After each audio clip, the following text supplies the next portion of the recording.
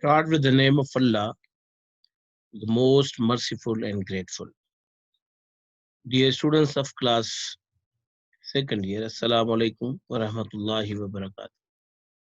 Welcome you in Pakistan International School Taif's virtual learning system.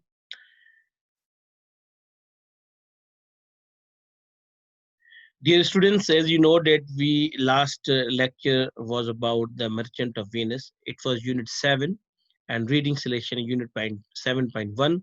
Today we have unit 7 and reading selection 7.2. And today's topic is about King Lear. This is reading selection 7.2, King Lear. And book is Intermediate English for class second year. And here's your teacher, Sarfraz Nadeem. Dear students, I wanted to add over here that as I told you in last lecture that we have two plays in unit 7, 7.1 and 7.2. One was The Merchant of Venice, we did yesterday. And today we have King Lear. And even I told you that we have the play section in our annual examination of class second year. And it has 12 numbers. As I told you that 3 questions will be there in examination and you have to attempt 2 out of 3 and each question contains 6 numbers. So it means there's 2 questions means 12 numbers. So it is very important topic. So we have to be very careful about this. Unit 7, reading selection 7/2, King Lear. And please open page number 302 to 320. Dear students, I wanted to add over here that as I told you that we have 10 to 12 pages about this play. So I have summarized this play in a few lines. You can read it completely at home, and because of time, I have summarized it, and you can read it properly and thoroughly, as you will be able to answer the questions in examinations. And inshallah, the notes will be provided to you people of English in this play as well. So this is today King Lear. So let's start the reading.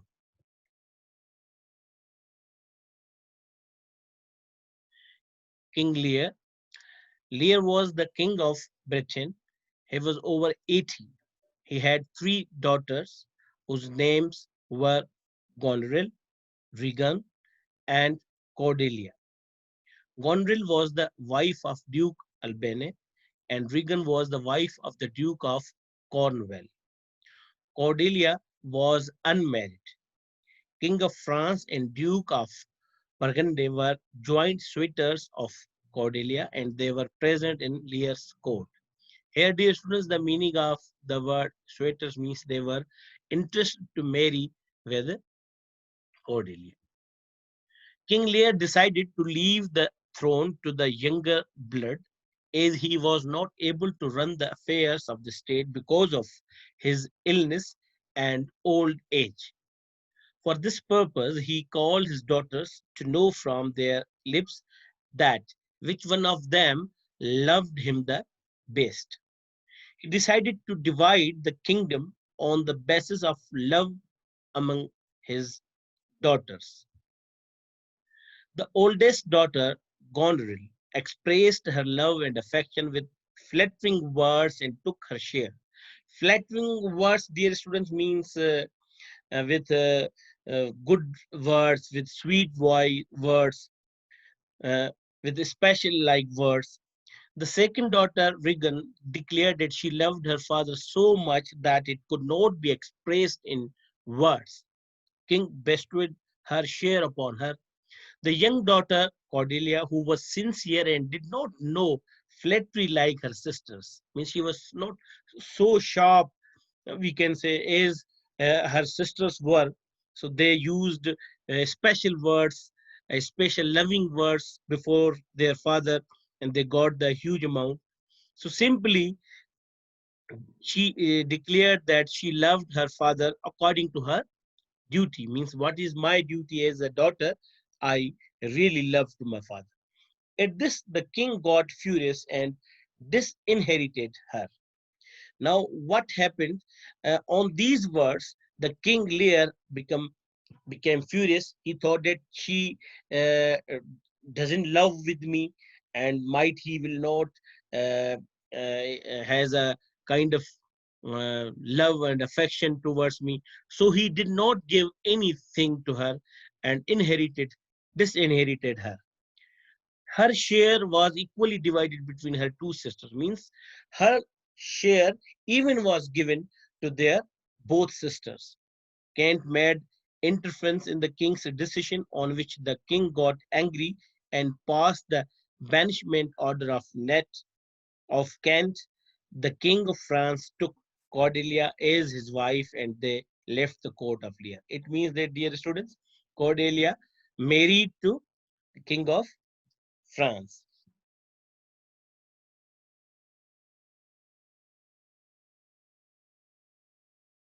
King, along with his 100 knights, here the meaning of the knights means soldiers, decided to live in the palace of Goneril for the first month. Soon the attitude of Goneril changed, and she got fed up from him and from King and his 100 men as well. King realized and felt the change in the behavior of his eldest daughter and decided to go to his second daughter's palace. Unfortunately, King was not welcomed in the palace of Regan. She also had the same behavior as Goneril had.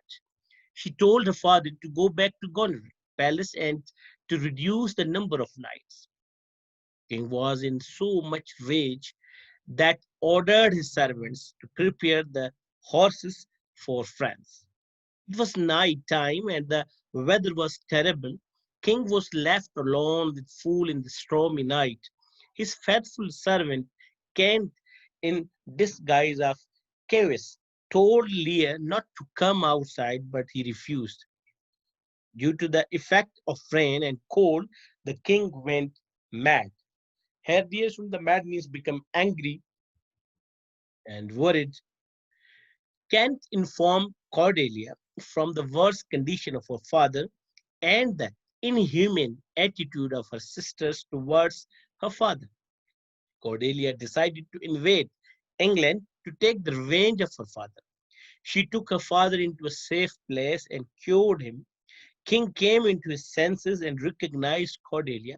They both wept bitterly. Means now Cordelia's father, means King Lear, he realized that both the daughters really they were not loving, they just loved for the sake of property and money, but the real love was about Cordelia to the king.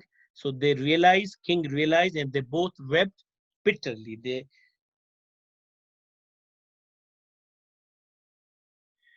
Gonerilla and Regan both were in love with England. When the husband of Regan died in a fight with his servant, Goneril felt fear that Regan would marry Edmund, so he mixed poison in Regan's drink and thus made her way clear. Goneril stabbed herself when her guilt was revealed to her husband in the Duke of Alban. Edmund fell fighting with his brother in a duel. Unfortunately, the army of France lost the battle and Cordelia was imprisoned by Edmund. She was hanged afterwards in the prison. King saw the battle and Cordelia in the prison, and afterwards he also died because of grief. Throne was left to Alban. He was sincere to Lear. All the children of King Lear along with him died in the end. So this was the summarized story, dear students, about the King Lear. But we have complete and comprehensive story in your book.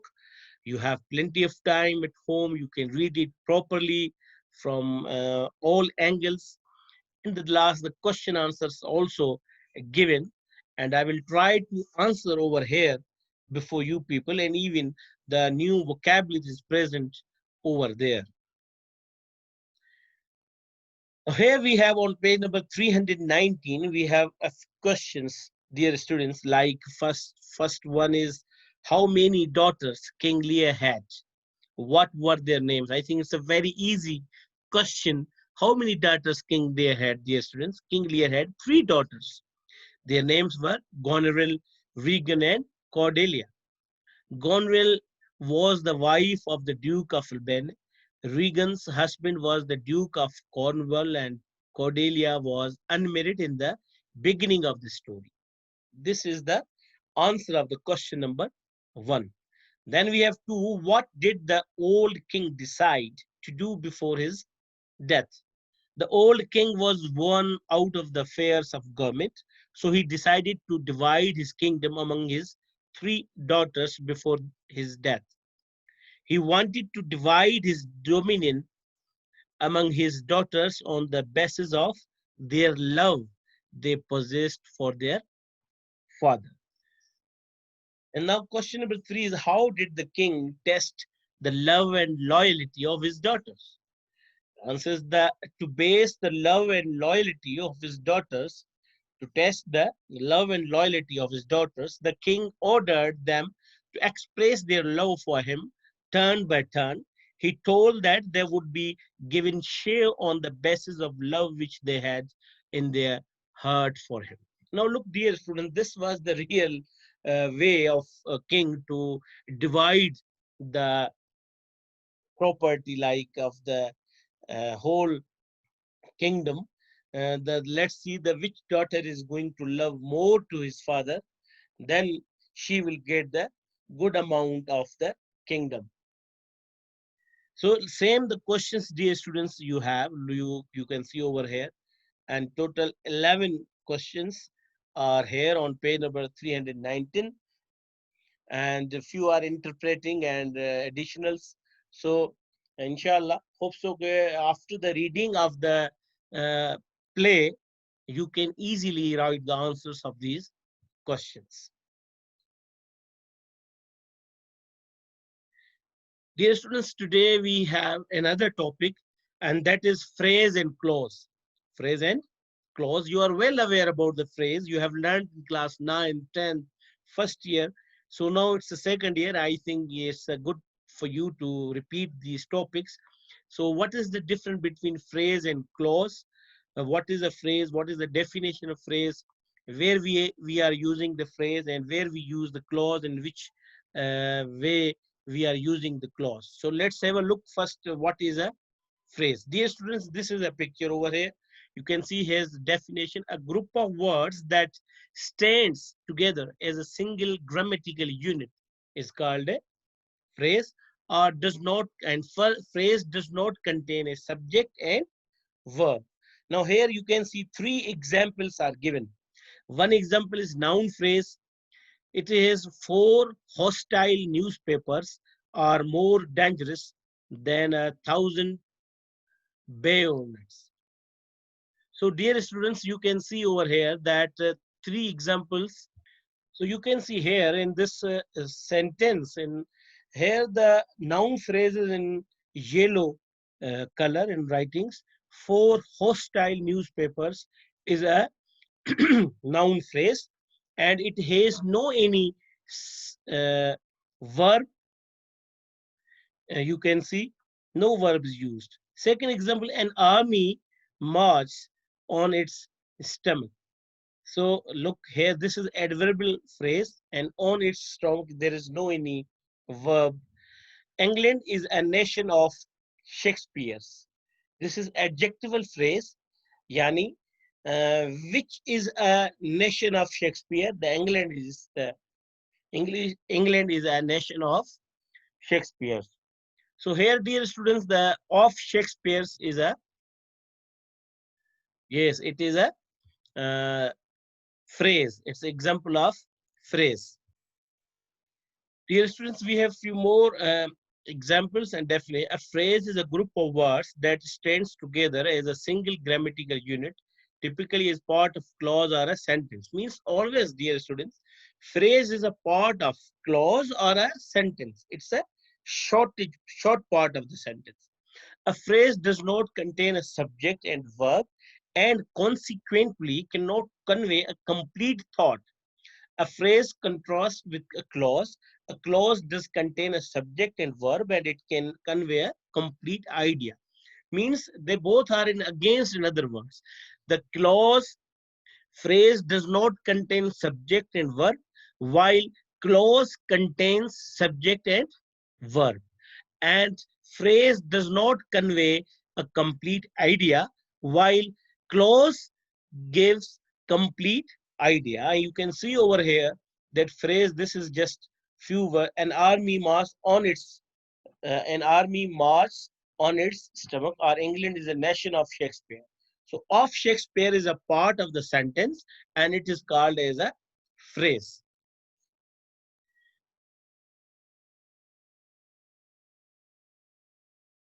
Now, dear students, we have easy examples of phrases. First of all, let's start with a sentence that has no phrases and then build some in. Now here we have Asma eats cakes daily. Asma eats cakes daily. Now here this sentence has no phrases. You can see there is no any phrase. Asma is subject, noun, eats is verb, cakes is also noun and object, daily is an adverb. All of the parts of the sentence are single words. My cousin Asma eats cakes daily. Now we have another example, dear students. First, in this example, there is no any phrase, but in this sentence, in second sentence, my cousin Asma eats cakes daily, we have a phrase. Let's see which one is. Now we have a phrase, it's a three-word phrase functioning as a subject of this sentence, like my cousin Asma. Note that the phrase itself does not contain its own subject and verb. My cousin Asma eats cakes during the week. Now here you can see, dear students, that we have added another phrase. This one also has three words, but it is functioning as an adverb. Look, during the week. During the week is an adverb phrase, and here my cousin Asma is a noun phrase, three words. My cousin Asma was eating cakes during the week. Here we have added another phrase. This one has two words.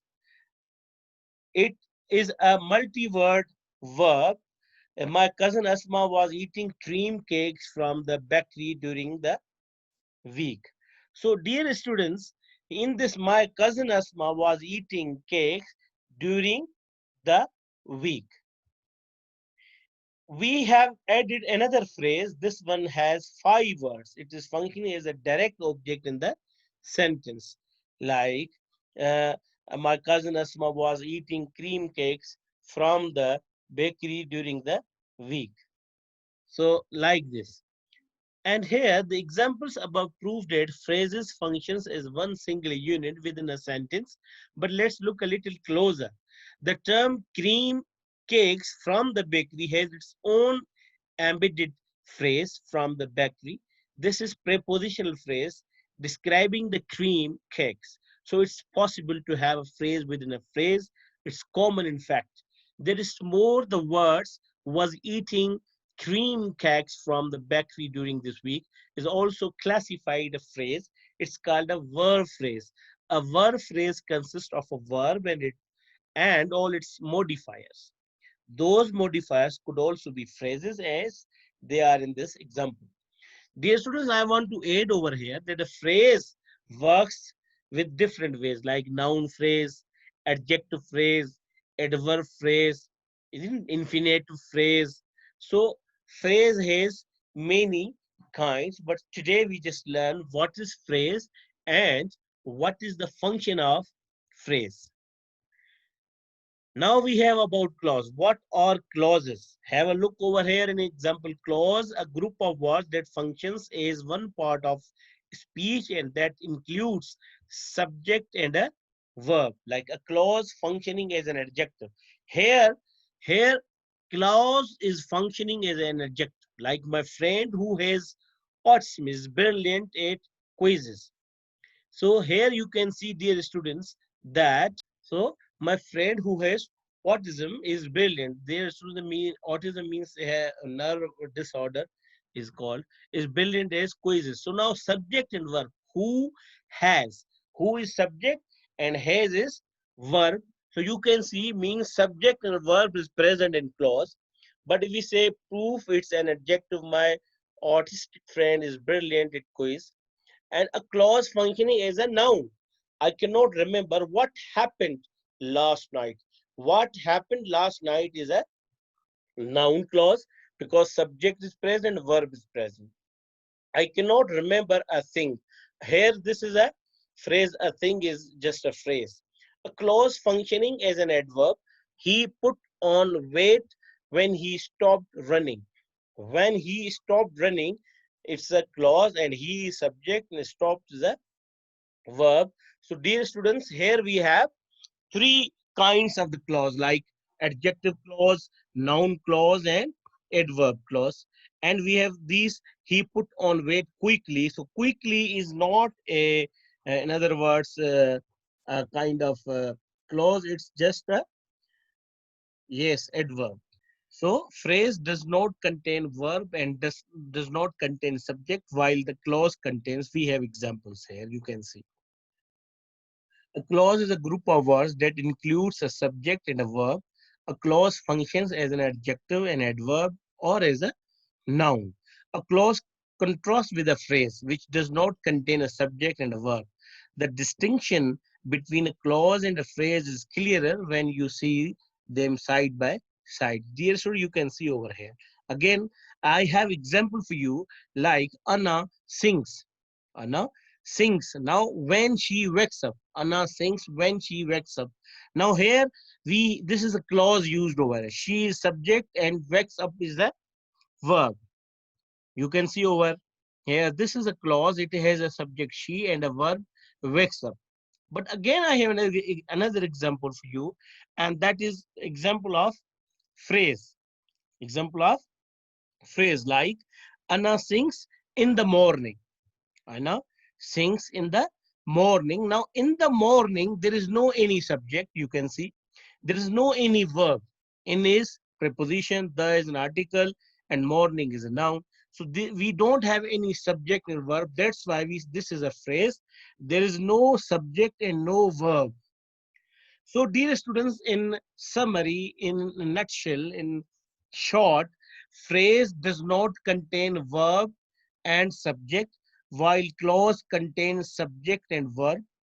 Okay, and clause has two kinds, dependent and independent. It is another topic we will do in inshallah in future.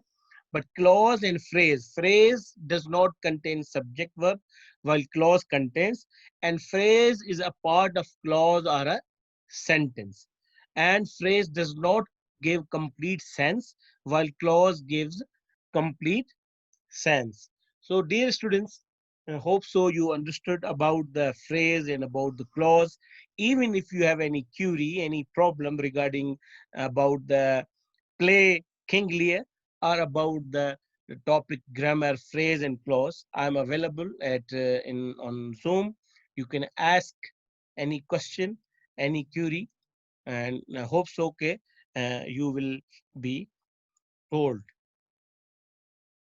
Dear students, we have homework and no one sent me and from class second year homework. So just 5 sentence use phrase and 5 sentences using clause.